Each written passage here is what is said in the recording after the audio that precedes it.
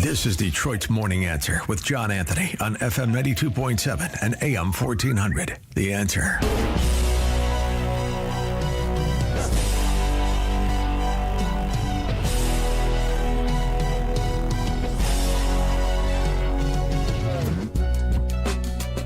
Good morning, Detroit. Detroit's Morning Answer with John Anthony. If you missed that first hour, head over to theanswerdetroit.com. That's theanswerdetroit.com. Download the podcast. You can listen to the show no matter where you're at. As I said yesterday, the higher-ups love to see the download count. So please head over and download the podcast. Listen to the show no matter where you are. You know, one of the things that I've prided myself on when I started Black and White Radio was interviewing candidates for office. Because one of the things I want, there are a lot of candidates that the media just completely ignores. They don't give them any airplay. Sometimes their opponents don't want to do a debate, so they don't get that debate airtime or that debate stage. And I said to myself that if somebody's running for office and they want to get the word out, and I'm going to tell you this, that means Democrat and both Republican, if they wanted to get the word out about their campaigns, I will be a place where I will interview anybody. If you're running for dog catcher, you want to come on the show on Black and White, I was willing to interview you. And I've carried that over to doing the Detroit's Morning Answer. And because of that, we're joined by Heather Smiley. She's a Republican candidate for the United States House of Representatives in Michigan's 6th Congressional District. That's parts of Washtenaw, Western Wayne County, and portions of Oakland and Monroe counties. It's really one of the most ideologically diverse and politically challenging districts in the state of Michigan. But Heather's not only running for Congress, she's also deeply embedded in the grassroots structure of the Republican Party as the chairperson of the Wayne 6th Congressional District Republican Committee. When you think about that role, it places her at the intersection of organizing, messaging, and on-the-ground voter engagement in an area that Republicans have historically struggled to compete in. She's challenging longtime I'm Sleeping Committee Debbie Dingell. I don't know if you guys saw that video, but she's a member of one of Michigan's most entrenched political families. You know, her husband, in a district that many political insiders have written off as permanently blue. Heather's campaign raises a bigger question for Michigan Republicans and independents alike. Is the 6th District truly unreachable, or has complacency, not demographics, been the real obstacle?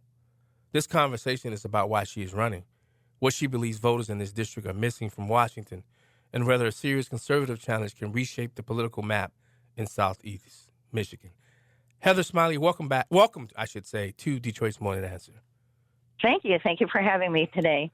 You're quite welcome. Now, Heather, Michigan's 6th District is often described as this permanently blue, deep blue, safe Democratic seat. Why do you believe that narrative no longer reflects reality on the ground?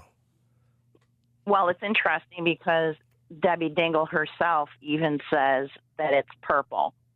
So if you look at the district as a whole, there's a hotbed of Democrats in the Ann Arbor and Ypsilanti area. Uh-huh. But if you look at the district as a whole, it's pretty red. So it is doable, but it's going to be a challenge. Now, when you talk to voters in, let's say, Washtenaw, Wayne, Oakland, and Monroe County, a lot of these people feel, how should I say it, overshadowed in these district-wide conversations. What issues are they raising that deserve more attention, I should say? Sorry. Yeah, I think the biggest thing, if I look at the constituents as a whole, is a lot of them aren't informed. So they hear the Dingell name. It's been there for over 90 years. And, you know, to her credit, she does a good job of getting around. But what people don't know is they have never really looked at her voting record. And that's where it's problematic because, honestly, she's an equal opportunity offender. For everything that would be of interest to any voters, she's voted against them. But when she goes around town, she doesn't tell you that, and the media doesn't cover it. Of course they don't. You know, Heather Smiley, if you're elected, what would be your first how do I put this, legislative priority where you believe Debbie Dingell, Congresswoman, let me put some respect on her name, Congresswoman Debbie Dingell has failed to deliver these tangible results for the 6th District? So that's kind of where my 30 years of global business experience kicks in. And also, when I worked at Ford Motor Company, I was doing the equivalent of Doge since 2015. Nice. Yeah. So, it wasn't unusual. I mean, I saved the company, $290 million on one project. So it's taking that real life, real world experience and applying it in smart ways, both to combat waste, fraud, and abuse. But I'm also a student of the Constitution and, the Federalist and Anti-Federalist papers. So I'm trying to get us back to a constitutional republic, how it should be. And not only that, get rid of the waste, fraud, and abuse, but get rid of the legislation that's crushing Americans and introduce legislation that's going to make everybody's lives better and get the government out of your back pocket. I love it. And I want to stay in that economic vein.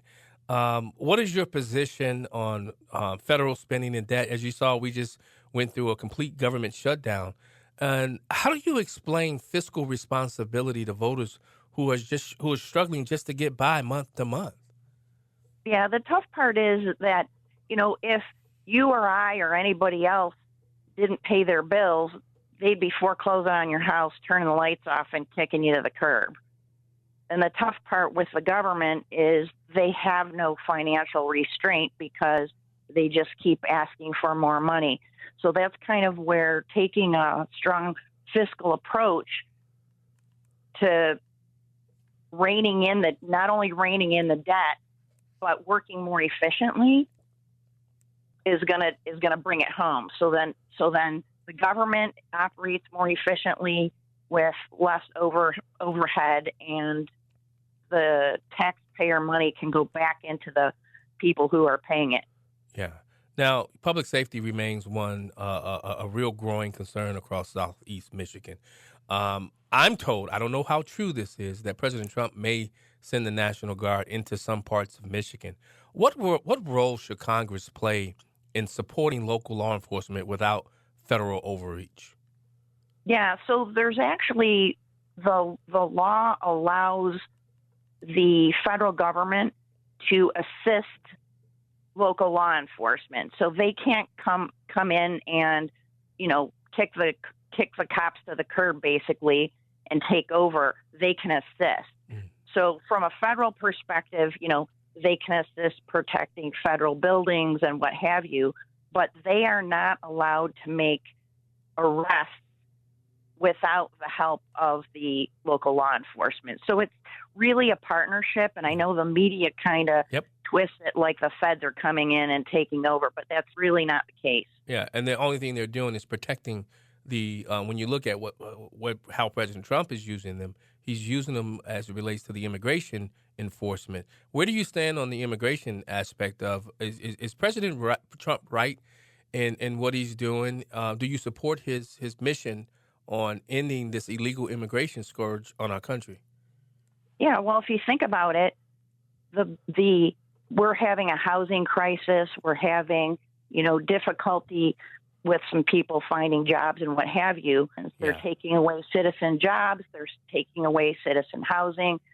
So if, my family immigrated to the U.S., my dad's family immigrated to the U.S. legally, and we should have the same expectation for everybody else. Yes. And you know what? That's the distinction that's not being clarified. Because when you hear the media and those on the left talking about immigration, they just leave it as immigration. They don't make the distinction that there's a legal aspect of immigration and there's an illegal immigration. President Trump is going after the illegal immigration aspect, people who entered this country, specifically under Joe Biden, anywhere between 20 plus million people who entered our country illegally.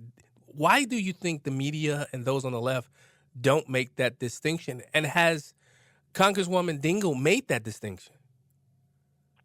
So Congresswoman Dingell has voted against closing the border, against punishing illegal aliens for attacking law enforcement officers, against illegal aliens attacking women and children. I mean, she has a pretty clear, she even voted against having foreigners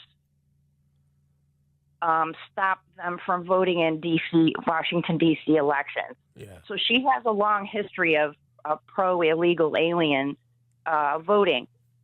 So from a corrective action perspective, it's really, it's like drinking through a fire hose. We've had immigration policies, legal immigration policies in the U.S. for, hundreds of years. Where it's different now is, like I said, you're drinking through a fire hose. Wow. If you inject 15 million illegal aliens into the country all at once, they don't have a chance. We celebrate the melting pot, and it can't happen because they're coming in too quick. I love that. I really do. Now, Heather Smiley, as chair of the Wayne 6th Congressional District Republican Committee, you've seen the strengths and the weaknesses of the party up close. What must Republicans, specifically your campaign, do differently to compete and win in the 6th? So we're on a twofold mission. One is to educate, because a lot of people don't follow the way their elected officials are voting. And the second part really is grassroots recruiting. So, for example, we are already looking at, school board races. We are already looking at, city council races. We're looking at the full ticket. We're going to identify where we have an opportunity to get people in there, and we're going to support them. We're going to train them. So our goal is to get you and all the voters and all your listeners a full ticket of red slate candidates to choose from. Yeah. Heather, for those voters who have never voted Republican, independents, and some Democrats who are just sick and tired of their party and the direction in which they're headed, what do you want them to understand about Heather Smiley beyond these party labels, you being a Republican? What do you want them to know about you? Who is Heather Smiley? Just give me a chance and listen to what I have to say, because honestly, I'm going into the heart of the belly. I've been, I've gone to Congresswoman Dingell's town hall meetings where I've been recruited for Free Palestine rallies with people with, face masks on. I'm going into the heart of the beast, and I'm educating. And I got to tell you, every Democrat that I've ever talked to admitted they've never talked to a Republican before, and they've admitted when I gave some information, they were amazed. They had no idea how the Democrats are voting. So they're typically listening to the rhetoric and the fear-mongering, and they don't know the truth. Wow. How important is grassroots organizing versus that traditional advertising in a district like the 6th?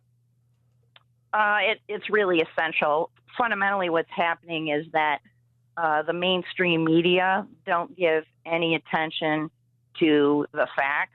They just kind of brush over them, and they don't cover their elected officials like they should. So that's kind of where we're having to resort to grassroots, because we're not getting the airtime or the media coverage that really highlights the Democrats are voting against the constituents. Yeah. Heather Smiley, I want to give you an opportunity to speak directly to the 6th Congressional, because this radio show and this radio station is right in the thick of your district. I want you to speak to the voters as to why they should elect Heather Smiley to be their next Congresswoman from the 6th Congressional District. The reason they should vote for or give me a look, my social media posts inform voters. So one of the things is if I'm elected, not only will I represent you, but I'll fairly inform you about what's going on. And I'm a good listener. So it's easy to fearmonger, but that's not my style. My style is I'm going to inform you, I'm going to tell you the truth, and I got your back. Where can people find your campaign information if they want to get involved in this campaign? How can they find Heather Smiley? So the best way to, kind of learn what I'm doing is follow me on Facebook at Heather Smiley for Congress, or X at Smiley, the number 4 Congress. Follow me there, reach out, and we could use the help to unseat Debbie Dingell. All right. Heather Smiley, candidate for the 6th Congressional District in Michigan. Thanks so much for joining us here today on Detroit's Morning Answer. I really do hope that this is a seat, because I do believe that Michigan is going to be the defining moments as it relates to maintaining not only the House, but the U.S. Senate. And if we can pick up a seat like the 6th Congressional, that will definitely go to support of what the America First Trump agenda is about. So I appreciate you coming on. Thank you, sir. All right. That's Heather Smiley, guys. Go out and find her. You heard what she said she's at on X and Facebook. And let's win one for the Gipper. We'll be right back.